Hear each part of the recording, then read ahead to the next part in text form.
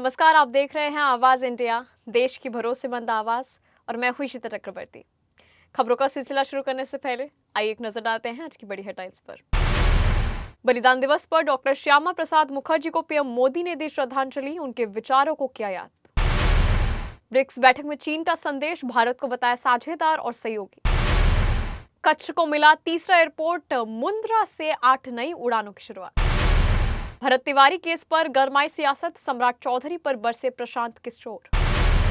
और श्रद्धा कपूर की इठा का टीजर हुआ रिलीज, विठाबाई की दमदार कहानी ने जीता दिल। अब खबरें विस्तार से।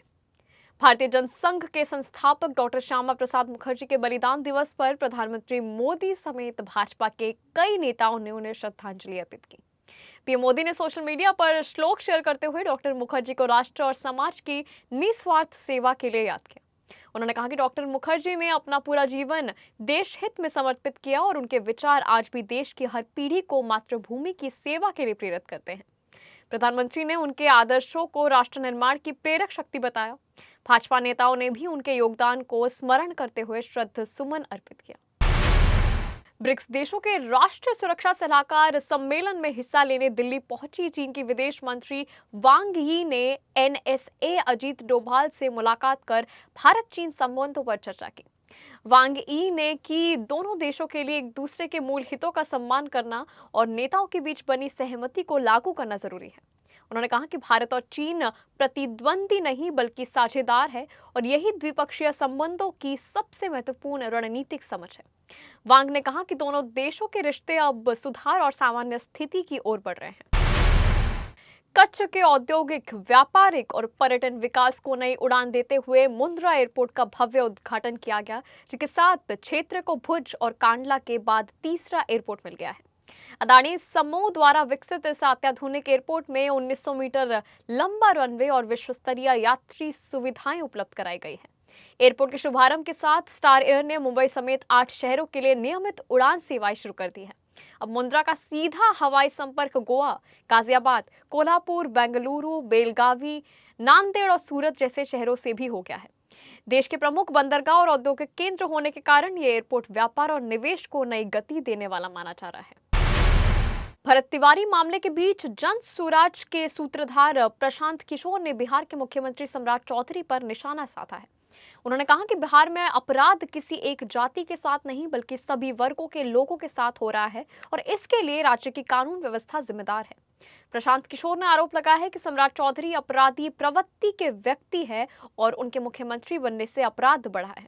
उन्होंने दावा किया है कि सम्राट चौधरी पर 7 लोगों की हत्या के मामले में औपचारिक रूप के मामले भी दर्ज हैं। किशोर ने कहा है कि अगर सत्ता में बैठे लोग ही विवादों से घिरे हो तो कानून व्यवस्था पर सवाल उठाना स्वाभाविक है। चाहे भरत तिवारी मार दिए जाएं या नीट की छात्रा के साथ कुछ गलती हो जाए, बेगूसराय में महिलाओं के साथ अपराध हो जाए, जाति देखकर अपराध नहीं हो रहा है, सारे बिहार के लोगों के साथ अपराध हो रहा है। आइए बढ़ते हैं एक छोटे से ब्रेक की ओर।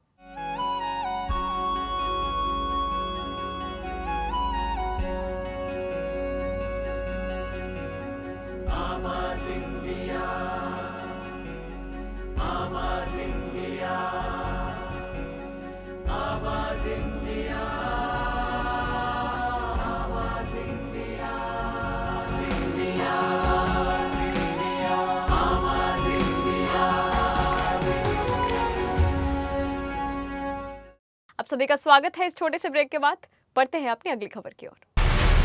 लखनऊ अग्निकांड के बाद उत्तर प्रदेश में आग से जुड़ी घटनाओं को लेकर सतर्कता बढ़ा दी गई है और इसी बीच आगरा के तुलसी कॉटेज क्षेत्र स्थित एक कोचिंग सेंटर में एमसीबी से धुआं उठने पर हड़कंप मच गया है। धुआं निकलती ही बड़ी संख्या में मौजूद छात्र छात्राएं घबराकर बाहर निकल आए। ये कोचिंग सेंटर नीट और जेईई की तैयारी कराने के लिए जाना जाता है। घटना सुबह करीब 10:30 बजे हुई है, जब बिल्डिंग के बेसमेंट से लगी एमसीबी से अचानक धुआं उठने लगा। कोचिंग स्टाफ ने तुरंत फायर सेफ्टी प्रोटोकॉल के तहत छात्रों को एग्जिट गेट से सुरक्षित बाहर निकाला। राहत की बात यह रही कि इस घटना में कोई हाथाहाथ नहीं हुआ, लेकिन लखनऊ हादसे के बाद छात्रों और अभिभावकों के बीच चिंता बढ़ गई है। जम्मू कश्मीर पुलिस ने 3 जुलाई से 28 अगस्त तक चलने वाली अमरनाथ यात्रा 2026 को सुरक्षित और सुचारू बनाने के लिए विस्तृत ट्रैफिक एडवाइजरी जारी की है। पुलिस ने तीर्थयात्रियों, पर्यटकों और आम लोगों से ट्रैफिक नियमों और सुरक्षा निर्देशों का सख्ती से पालन करने की अपील की है। यात्रा अवधि के दौरान नवयुग टनल से आम वाहनों की आवाजाही निर्धारित समय के अनुसार नियंत्रण होगी। कश्मीर से जम्मू जाने वाले वाहन सुबह 11:30 बजे से पहले और जम्मू से कश्मीर जाने वाले वाहन दोपहर 3 बजे के बाद टनल पार नहीं कर सकेंगे। इसके अलावा मीर बाजार से श्रीनगर और अनंतनाग की ओर जाने वाले वाहनों के लिए शाम 4 बजे और नवयुग टनल की ओर जाने वाले वाहनों के लिए शाम 5 बजे का कट ऑफ समय किया गया है। पुलिस का कहना है कि इन व्यवस्थाओं का उद्देश्य यात्रा को सुरक्षित, व्यवस्थित और बाधा रहित बनाना है। दिल्ली एनसीआर में मंगलवार दोपहर मौसम ने अचानक करवट ली है और राजधानी के साथ नोएडा, गुरुग्राम और फरीदाबाद में तेज धूल भरी आंधी चली है, जिससे कई जगहों पर दृश्यता प्रभावित हुई है। गुरुग्राम और नोएडा में 70 से 80 किलोमीटर प्रति घंटे की रफ्तार से हवाएं चलने से अंधड़ जैसे हालात बन गए हैं, जबकि आसमान में घने काले बादल छा गए। फरीदाबाद में भी तेज हवा और बादलों के कारण लोगों को उमस और गर्मी से राहत मिली है। आईएमडी ने दिल्ली के कुछ इलाकों में धूल भरी आंधी के साथ हल्की से मध्यम बारिश की संभावना जताई है। विभाग के अनुसार कई हिस्सों में गरज चमक, बिजली गिरने और 80 से 100 किलोमीटर प्रति घंटे की रफ्तार से झोंकेदार हवाएं चल सकती है। फिल्म छावा के बाद निर्देशक लक्ष्मण उतेकर अपनी नई फिल्म इट्ठा को लेकर आ रहे हैं, जो मशहूर मराठी लावणी और तमाशा कलाकार विठाबाई नारायण गावकर के जीवन पर आधारित है। फिल्म में विठाबाई का किरदार श्रद्धा कपूर निभा रही है। कॉकटेल 2 के साथ सिनेमाघरों में दिखाए गए टीजर के ऑनलाइन लीक होने के बाद मेकर्स ने इसे आधिकारिक रूप से जारी कर दिया है। टीजर में इठाबाई को 9 माह की गर्भावस्था के दौरान भी मंच पर प्रस्तुति देने के लिए तैयार देखा जा रहा है। उनके संघर्ष और समर्पण से भरी कहानी को दर्शकों को भावुक कर दिया है। सोशल मीडिया पर श्रद्धा कपूर के अभिनय और उनके लुक की जमकर सराहना हो रही है। खबरों के सिलसिले में अब तक के लिए बस इतना ही। तब तक के लिए आप बने रहिए आवाज इंडिया के साथ, सच्चाई की खोज।